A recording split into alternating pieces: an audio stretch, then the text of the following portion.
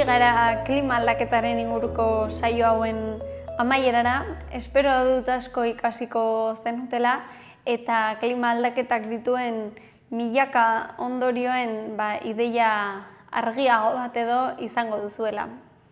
Saio hauek bi ataletan edo antolatu genituen, lehenengo saioetan lehenengo saioek gizakia zuten erdigunean, nekazaritzaz aritu ginen, energiaz, elikagaiez, hirigintza, hondakinak, hau da, gizakiok sortzen ditugun prozesu hori ez. Ze gizarte sistema oso konplexuak sortu ditugu eta horrek plangintza bat dakar. Plangintza hori ez da batzuetan beharko litzateken bezain errespetuzkoa izan naturarekin eta ingurunearekin, baina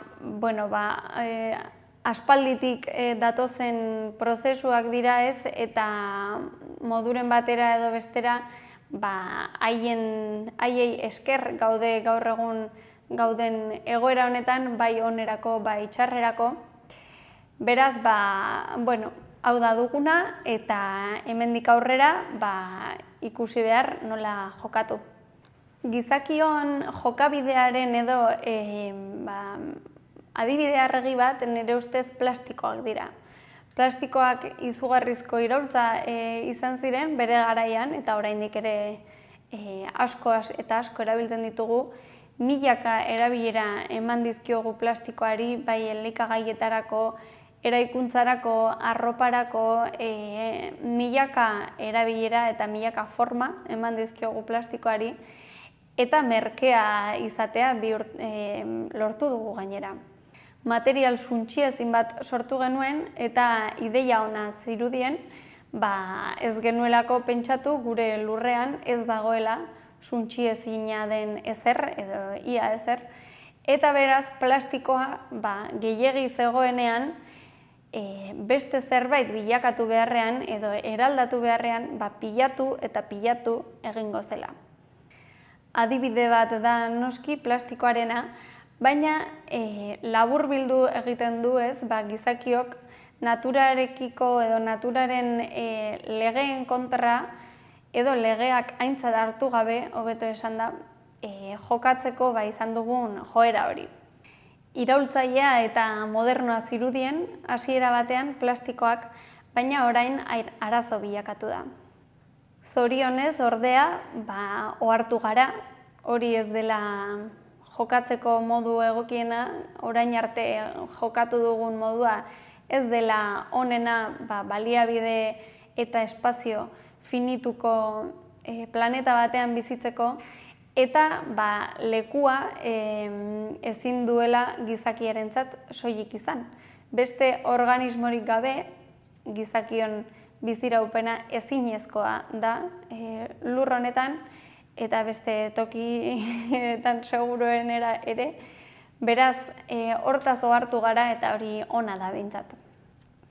Eta hasi gara, beraz, irtenbideak topatzen, garraioan, elikagaietan, nekazaritza planifikatzerako orduan, energia sortzerako garaian, baditugu hainbat bide eta hainbat irtenbide irikita, ehundaka aukera daude beste modu batera jokatzeko eta hartan gabiltza.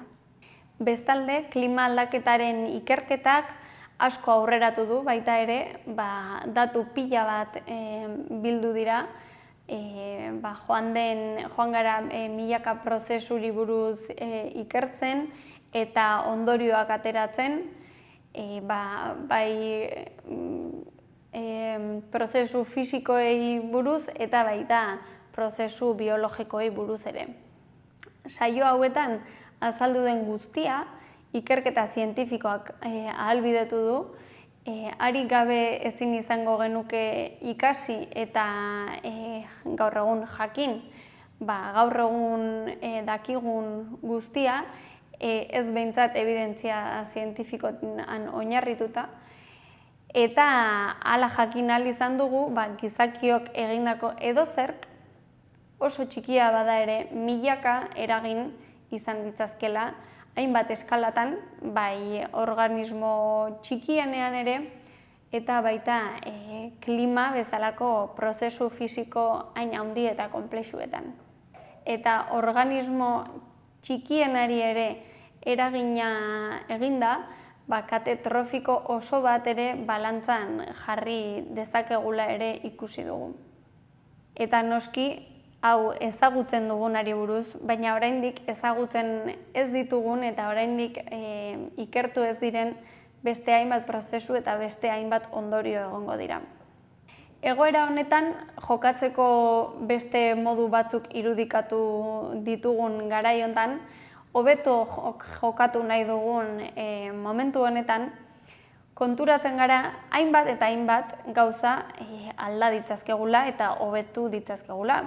Hondakinak kudeatzeko modua, adibidez, edo espezieak berreskuratzerako garaian, badakigu lortu daitekela, adibide batzuk ikusi ditugu, zein espezie berreskuratu, zergatik, edo zein energia baliabideri eman garrantzia, nola bideratu garraio jasangarriago bat, hainbat erabaki desberdin hartu ditzazkegu, hainbat praktika on edatu ditzazkegu, politika berriak ezarri ditzazkegu, baina zerri eman behar diogu lehentasuna, ze erabakik edo ze aldaketek dute eragin handiagoa klima aldaketari buelta ematerako garaian.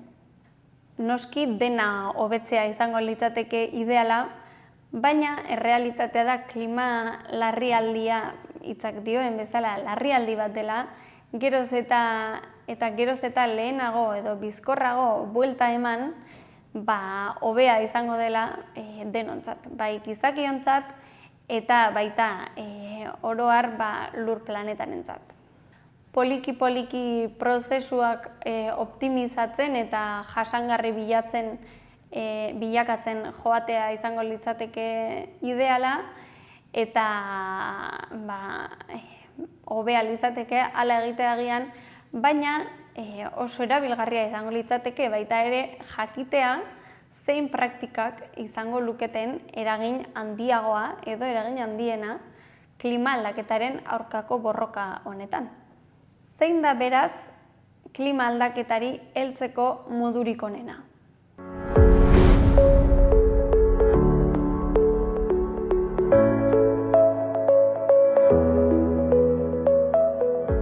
Halako galderak esan dudan bezala ezin izango genituzke erantzun ikerketa zientifikorik gabe.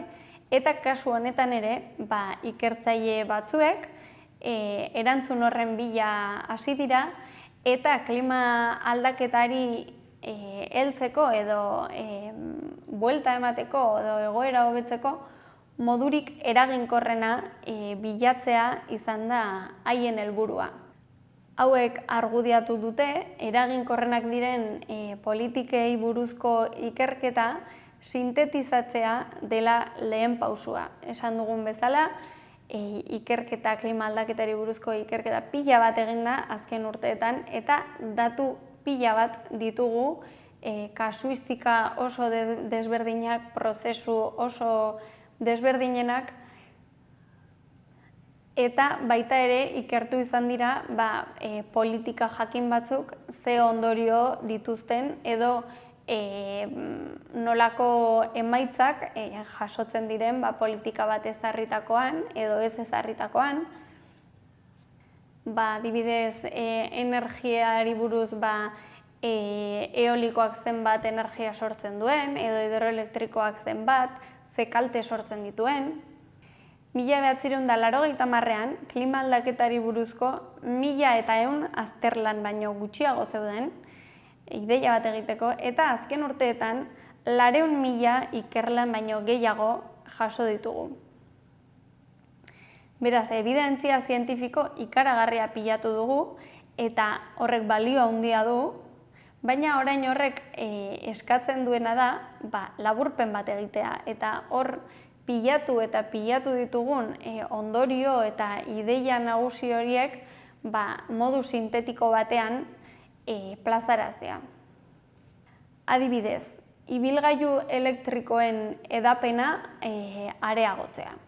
Helburu hori duten politikak mundu osoan ezarri dira edo ezartzen ari dira, ez? Gobernu askok aurrera eraman dituzte politika horiek, kotxe autoelektrikoak gehiago erabiltzea sustatzea. Karbonoaren zerga da beste adibide bat, mundu osoko herrialdeek milaka politika sartu dituzte azken 3 hamarkada hauetan klima aldaketari aurre egiteko, baina ez dago argi zeinek funtzionatzen duen hobeto edo zeinek ze politikekin lortuko genituzkeen emaitza hobeak, bizkorragoak edo azken finean klima aldaketari eragin gehiena egingo diotenak. Eta horretarako sortu nahi izan dute eta horretan dabiltza gaur egun ebidentzien banku bat. Hala deitu diote, ebidentzia banku bat, zientziak atera dituen milaka eta milaka ondorio horiek gordetzeko leku bat izango balitz bezala. Eta ebidentzien banku horrekin, gobernuei klima aldaketari aurre egiteko ideiak edo laguntzea espero da ze horretan, helburu horretan, eta aldaketa klimatikoari buruzko gobernu arteko planean IPCCn baita ere hurrengo ebaluazio zientifikoa egiten lagunduko duela espero da. Esandakoa martxan dago, banku hori hortan dabiltza, eta 2029rako argitaratzea aurre ikusten dute. Ze orain arte ikerketa asko egin bada ere, ezer gutxi sintetizatu da klima aldaketari aurre egiteko politikek zein ondo edo zein gaizki funtzionatzen duten eta zein baldintzatan. Besteak beste, aipatu dugu karbonoaren gaineko zerga, karbonoaren prezioak finkatzea eta eraginkortasun energetikoa eta garraio garbiagoa sustatzen dituzten politikak, hainbat adibide daude, eta ikerketa bakanak egin diren arren, horiek guztiak politika horien eraginkortasuna sintetizatzen duen banku bat ere beharrezkoa da. Eta honen helburu nagusia da, politika erabilgarri gehienetarako ez dugula ebidentziaren ikuspegi argirik. Banku honen egileek diote, adibidez medikuntzan, aspalditik egiten den gauza bat dela, azterketak, adibidez medikamentu batek dituen ondorioei buruzko hainbat eta hainbat azterlan biltzea, hauek konbinatzea eta azterketa sistematiko bat egitea, ikusteko zein tratamendu izango litzateken erabilgarriena, adibidez, edo ze tratamenduk eragingo luken kalte gutxien. Banku honekin berdina egin nahi da, baina klima politikei buruz. Berrikuspen horietako batzuk dagoeneko eginda daude, eta duela gutxi argitaratu da, adibidez, karbonoaren prezioa ezartzea ea noraino den eraginkorra. Politika honek egiten duena da, karbono gehiago isurtzen duten horiei gehiago ordaintzea exigitu. Eta beraz, isuri gehiena edo gehiena kutsatzen duten industriak gehiago ordaindu behar dute politika hau ezartzen den herrialdeetan. Ekimen hau mundu osoan erabiltzen ari gara dagoeneko, herrialde eta eskualde askotan, baina emisioak murrizteko eraginkorrak ote diren, eztabaida iturri izan da, politika hori aplikatzen hasi zenetik. Azterlan honek ikusi duenez, karbonoaren prezioak finkatzeko politika horiek 4% eta 15% bitarte horretan murrizten dituzte isuriak. Helburuen arabera, hau da, behin jakinda, politika hori ezartzeak ze puntutaraino aldituen isuriak murriztu, helburuen arabera, gobernu edo herrialde batentzat erabilgarria izan daiteke edo ez. Baina ikertzaile batzuek hala ere kezkak dituzte banku honen inguruan. Diote, ahalegina edo ekimen oso potentea dela, baina klima politikak formulatzeko ikuspegi garrantzitsuenetako batzuk galtzeko arriskua dutela ikusten dute. Ze, karo, banku hau berrikuspen sistematiko bat izango litzateke, hau da, zientziak ehundaka ikerketa eginda bilduta ez, ehundaka ikerketa bildu ostean ateratzen diren ondorioak dira, ez? Eta beraz, murriztu egiten dira hainbat eta hainbat ikerketatan ateratako ondorioak, ideia edo puntu jakin oso gutxitara murrizten dira. Eta gainera, prozesu batzuk agian ezin dira zientifikoki kuantifikatu. Adibidez, zer eraginkortasun maila dute protesta klimatikoek? Gero politiketan zer eragin dute politiketan? Eta zer eragin dezake alde hori, ez?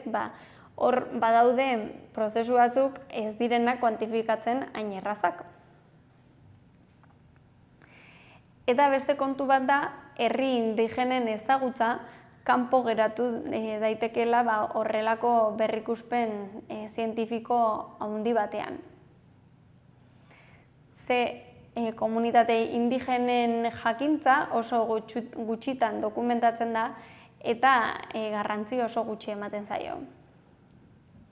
Baina hori akats handia da, ze klima aldaketaren ondorioak gehien hautematen dituzten gizarteak edo komunitateak hain zuzen ere indigenak dira, haiek dutelako naturarekin erlazio estuena. Eta horregatik, klima aldaketa hainbat eta hainbat eremutan izaten ari den eragina kuantifikatzeko ezagutza edo informazio indigena oso erabilgarria izan daiteke.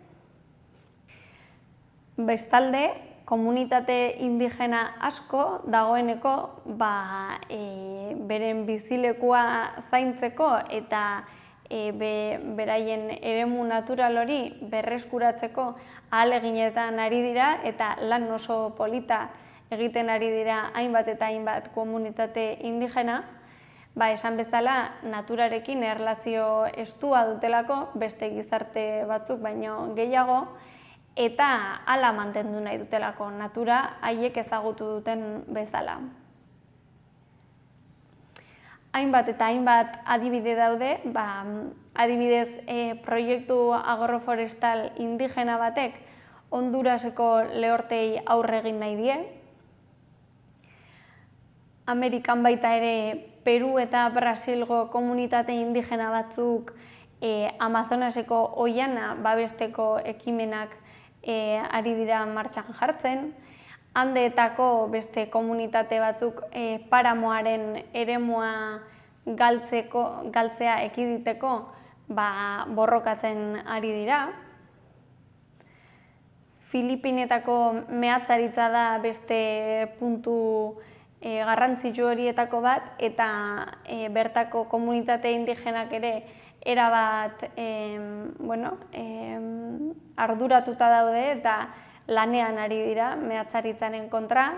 Australiako aborigenak dira beste adibide bat, hauek sua modu kontrolatuan egiteko antzinako praktikak dituzte, eta ikusi da bertako bioaniztasuna berreskuratzeko eta leheneratzeko aborigenek egiten zuten su hori oso baliagarria dela. Eta Bangladesen, mangladietako arrain espezie batzuk desagertzeko arriskuan zeuden, eta horren aurka hainbat ekimen ari dira jartzen baita ere martxan Bangladeseko indigena komunitate batzuk. Beste hainbat eta hainbat adibide aipatu ahalko nituzke, baina denetan ikusten dena da batetik komunitate indigenen ezagutza erabat beharrezkoa dela, haiek ezagutzen dutelako eremua beste inork baino hobeto, eta bestetik lokalki eragina duten ekintza horiek, eremu oso murritzetan edo oso fokalizatutako ekintzak baldin badira ere, horiek beharrezkoak direla globalki eragina izan nahi baldin bada. Gauzak honela, etorkizunean espero da berrikuspen, honelako mota honetako berrikuspenek bidea argiago ikusten lagunduko digutela, emisioak murrizteko politikak edo berotze globalera egokitzen laguntzeko zerrek duen eragin gehiago, edo zeinek funtzionatzen duen okerren, politika guzti hauek praktikan jarri aurretik jakin ahal izateko zein den modu honena aurre egiteko egoera honi. Eta beste puntu garrantzitsu bat da, eskuhartzaileen erabakiak, hau da, erabakiak hartzen dituztenen erabaki horiek, ebidentzia zientifikoan oinarrituta egotea, hori da beste puntu oso garrantzitsu bat. Halako erantzunak ematen dituzten bitartean, ordea, eta saio hauei amaiera emateko, ausartuko gara ikusi dugunaren laburpen modura edo gako batzuk aipatzen klima aldaketari buelta emateko edo behintzat okerrera egin ez dezan. Gako batzuk aipatuko ditugu erabat beharrezkoak direnak, dudarik gabe, horiek dagoeneko nahiko ebidentzia dutelako badirela benetan eragin handia izango luketen ekintzak. Ikusi dugun guztia ikusita argi gelditzen den ideietako bat da espazioa itzuli behar diogula bioaniztasunari. Beharrezkoak ditugu naturaren hainbat eta hainbat prozesu gu ere bizitzeko, gu ezin baikara bakarrik bizi planeta honetan, eta bioaniztasun horrek tokia behar du hala gertatzeko, prozesu horiek guztiak aurrera eramateko, ondo aurrera eramateko, bere tokia behar du, bere espazioa behar du eta bere denbora behar du. Beste gako bat energia da, azken finean guretzako energia lortzeko bide horretan, eragin dugu berotze globala eta eragin dugu klima aldaketa. Gehien bat erregai fosilak erreditugulako. Horiek milaka urtetan lurrazpian egon den karbonoa eta energia askatu dute, erregai fosil horien konbustioak, eta energia erabiltzen jarraituko dugunez, hortan zalantzarik ez dago, alternatibak erabili behar ditugu.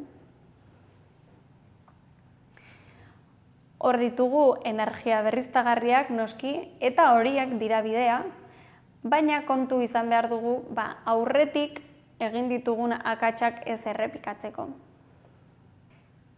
Ez dugu lurrazal gehiago estali behar energia berriztagarri horiek aplikatzerakoan, baizik eta dagoeneko hartuta dugun lurrazal hori erabili behar dugu energia horiek ere aplikatzeko. Eta beti ere saiatuz gainontzeko bizidunei ahalik eta eragin txikiena egiten zaiela. Azken gako bat aipatu nahiko nuke eta hori dieta da, dieta aldaketa bat. Naturan haragi jaleak oso eskasak dira, haragi jale bakoitzeko 100 belar jale egon daitezke, eta horregatik hain zuzen ere irudikatu izan da kate trofikoa piramide baten antzera, ez? Ekoizle primarioak asko dira, ugariak dira, biomasa gehiago hartzen dute ekoizle primarioek, eta piramide horretan gora joan ala, geroz eta biomasa gutxiago eta ondorioz geroz eta animalia gutxiago daude. Eta goran daude kokatuta haragi jaleak. Gizaki asko gara, geroz eta gehiago, eta lurrak ezin ditu milioika haragi jale jasan. Ez dagoelako ez lekurik, ez errekursorik hainbeste haragi ekoizteko. Inorrek ez du espeziak galtzea nahi, inorrek ez du nahi egungo gaur egun natura bere hainbat formatan ezagutzen dugun bezala desagertzea. Ez dut uste hori inorrek nahi duenik.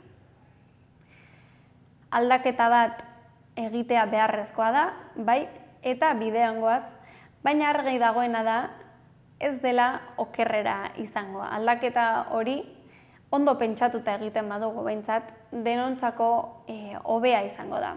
Egoera hobeago batean egongo gara. Eta ez dut uste esfortzurik egin behar dugunik horretarako, soilik konprometitu egin behar dugu aldaketa horiek gauzatzera. Denok nahi ditugu parke gehiago, denok nahiago dugu etxetik gertu lana egin, seguruenera eta kotxea gutxiago erabili beharra izatea, denok dugu nahiago janari osasuntsuagoa, aire osasuntsuagoa, etxeak ondo isolatuta egotea berogailu gutxiago erabiltzeko edo aire girotu gutxiago erabiltzeko. Eta azken finean denok nahi dugu natura bere egoera onenean egotea. Aldaketa egin behar da, bai, baina aldaketa hori onerako izango da. Eta aldaketa horretan gauza batzuk errotik aldatu behar dira, beste batzuk aldaketa txikiak izan daitezke, eta bakoitzak alduena eginez lortzen da hori. Aldaketa txikien batura batekin azkenean aldaketa handiak lortzen direlako. Baina bakoitzaren aldatzeko gaitasun hori bakoitzak duen erantzukizunaren edo boterearen araberakoa da, eta hori argi izatea garrantzitsua da.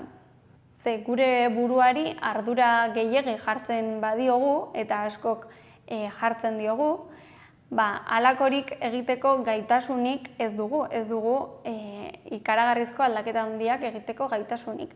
Eta horrek frustrazioa ekartzen du. Denok egin dezakegu zerbait, baina bakoitzak bere neurrian eta dituen erantzukizunaren eta boterearen arabera. Bakoitzak daki zer egin dezakeen eta noraino hobetu dezaken bere ingurunea.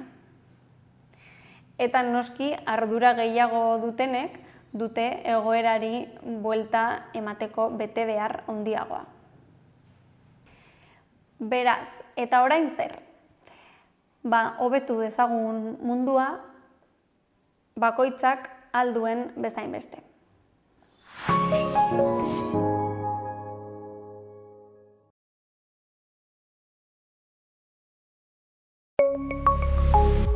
Gobierno de Navarra. Nafarroako gobernua.